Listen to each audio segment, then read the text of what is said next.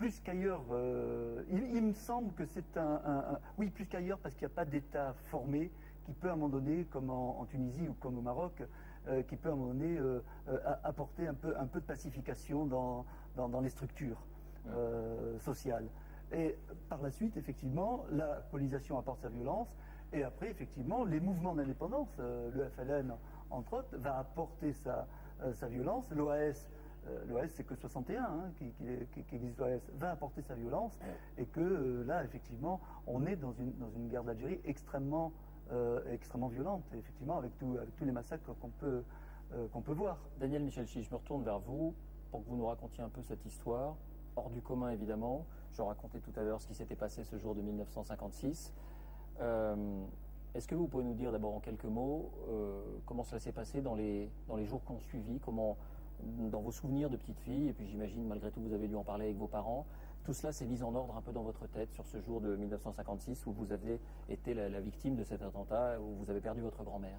Oui, alors c'est vrai que j'ai des souvenirs, mais qu'on ne sait plus très bien si ce sont de vrais souvenirs ou si c'est parce qu'on a entendu tellement raconter un événement aussi majeur dans la vie d'une famille. Donc ça se brouille, le récit et le vrai souvenir se brouillent.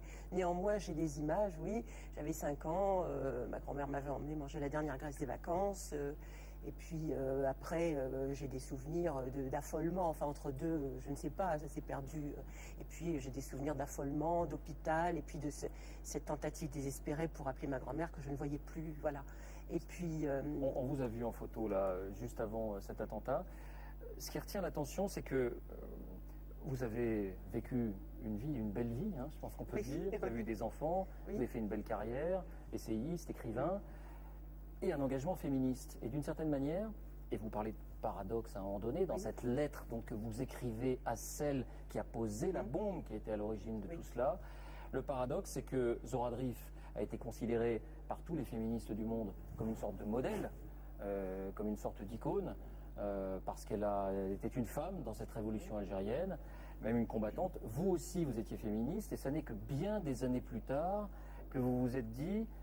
finalement, cette femme partage mon combat alors qu'elle a été mon bourreau. Oui, mon bourreau, je n'emploie pas ce mot, non plus le mot de victime.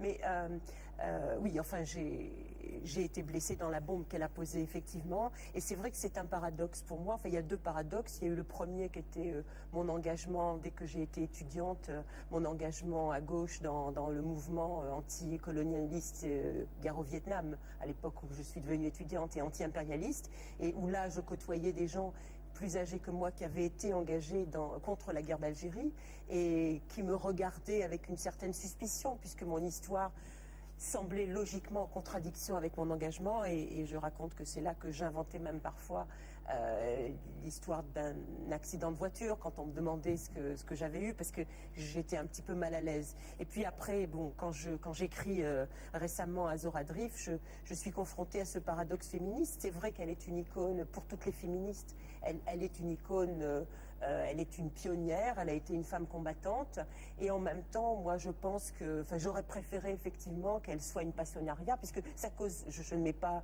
en cause la cause justement. La cause était, l'histoire lui a donné raison et la cause était juste.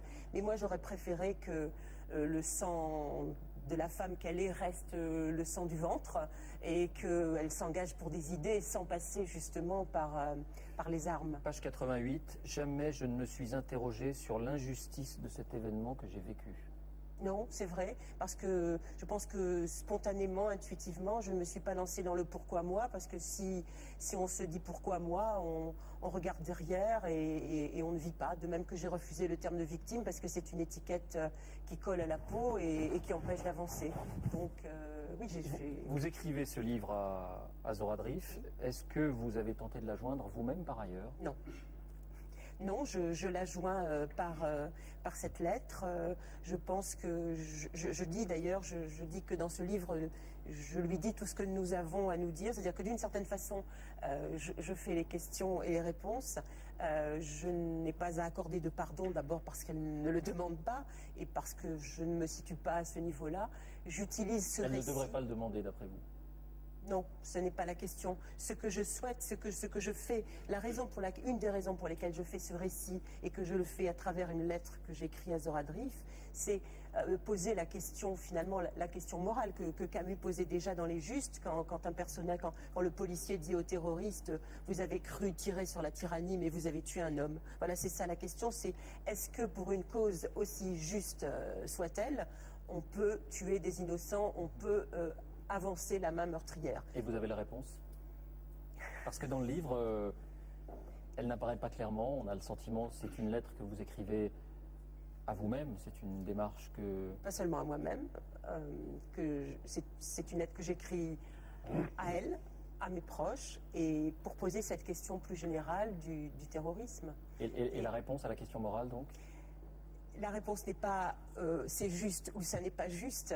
Simplement, je crois que maintenant, il faut en faire quelque chose. C'est-à-dire qu'une fois que le geste est commis, il faut le revisiter et réfléchir à ce geste pour qu'il ne se recommette pas. Et je ne suis pas seule à avoir cette attitude qu'on pourrait penser pacifiste d'une certaine façon, c'est-à-dire que dans d'autres conflits, au Moyen-Orient par exemple, il y a Izzeldine Abouelaïch qui a eu ses filles tuées et qui vient d'écrire un livre qui s'appelle « Je ne vous haïrai point ».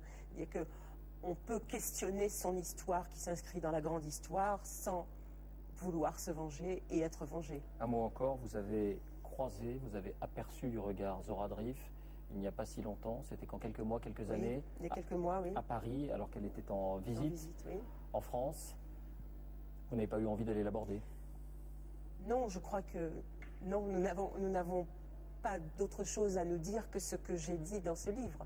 C'est-à-dire que je veux juste poser cette question, le geste meurtrier est-il juste, même si la cause est juste? En fait, la fin juste justifie-t-elle tous les moyens? C'est ça la question.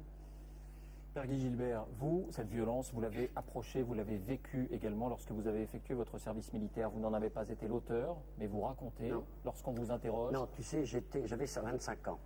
J'étais séminariste. J'ai été obligé de faire le service militaire.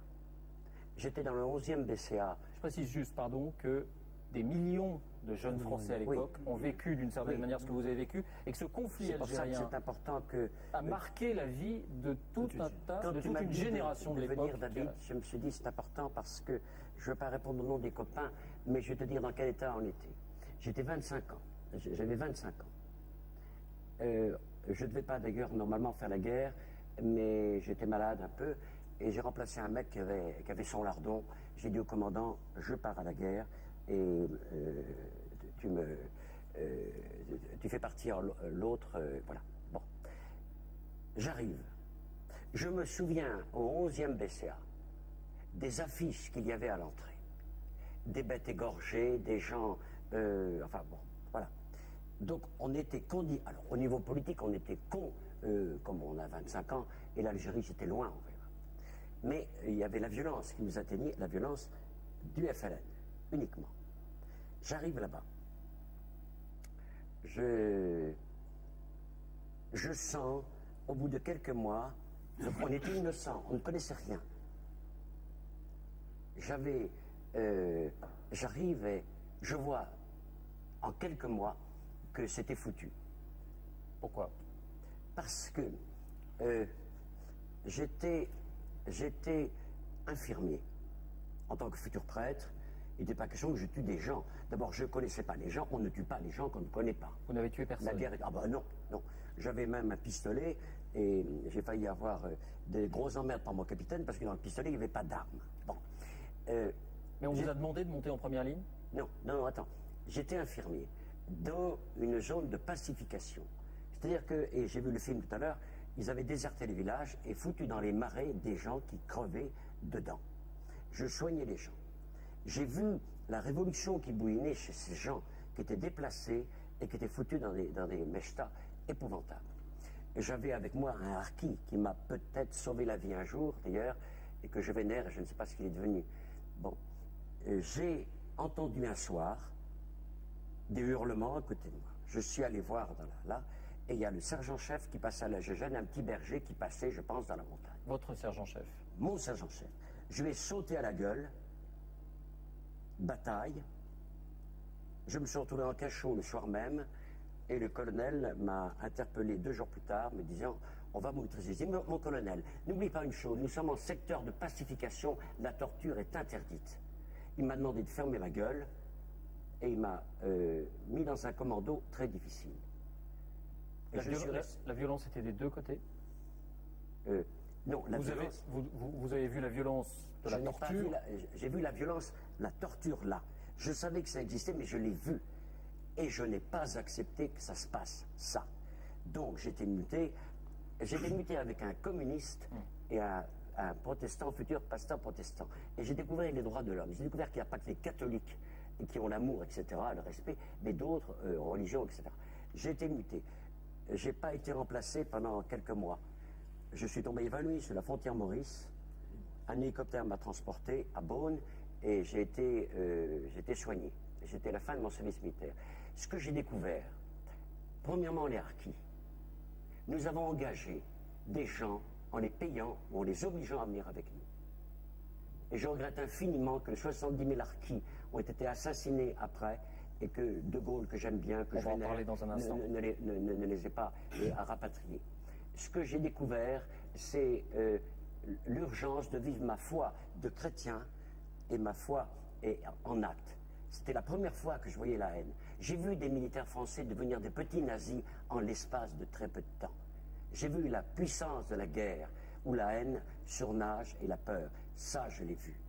J'ai été, après, pendant l'OS, un jour, j'étais à côté d'un arabe en train de regarder une librairie, et quelqu'un a tiré dans l'arabe. J'étais en soutane. Le mec s'est agrippé à moi, ma soutane pissait le sang, il me suppliait de rester. Je ne bougeais pas. J'ai vu des événements dans la guerre civile qui ont été terribles. Mais il me fallait m'engager, moi. Et je peux dire que j'ai une reconnaissance infinie à l'Algérie parce qu'elle m'a appris à être un guerrier et un combattant. Et j'étais en Algérie prêtre après, et je suis parti il y a 40 ans, mais j'y vais tous les ans parce que j'aime ce pays. J'aime le monde des pieds noirs qui sont des déracinés. J'aime immensément les harkis qui sont souffrants, qui sont apatrides là-bas et apatrides ici. Et puis j'aime beaucoup l'islam que j'ai vécu d'une certaine façon comme prêtre là-bas, et j'ai beaucoup appris. C'est un peuple plein d'espérance. Vous nous direz dans un instant pourquoi cette guerre reste aussi brûlante aujourd'hui. Mais d'abord, je voudrais vous demander, Monsieur Ali Haroun, après ces deux témoignages, un sentiment. D'abord, un sentiment peut-être sur ce que nous a dit Daniel Michel Chiche, sur cette question morale qu'elle évoque. En clair, est-ce que la fin justifie les moyens? Vous l'avez écouté? Oui, avec beaucoup d'intérêt. Avant de répondre... Zora Drif était une militante FLN. Que je connais très bien. Qu'est-ce que cela vous inspire? Avant de vous répondre, madame, je voudrais vous dire une chose. Je suis plus qu'ému d'être ici aujourd'hui parce que je suis à Paris et j'y ai vécu dans la clandestinité. Quand on m'a muté de Tunis à Paris, le FLN a décidé de m'envoyer ici à la Fédération de France et j'y ai vécu en marchant dans les rues, en sentant que nous étions, ou j'étais personnellement, l'objet de surveillance. On avait peur d'être arrêté à chaque tournant. Lorsque on était en réunion dans une pièce, à voir nos rapports, à compter l'argent, les cotisations, chaque fois qu'on sonnait à la porte, c'est la décharge d'adrénaline. Et c'était ça, pour moi, si vous voulez, Paris à cette époque-là. Aujourd'hui, j'ai la chance de me trouver 50 ans après à votre émission et je voulais vous dire un peu quelle a été la vie de clandestin ici.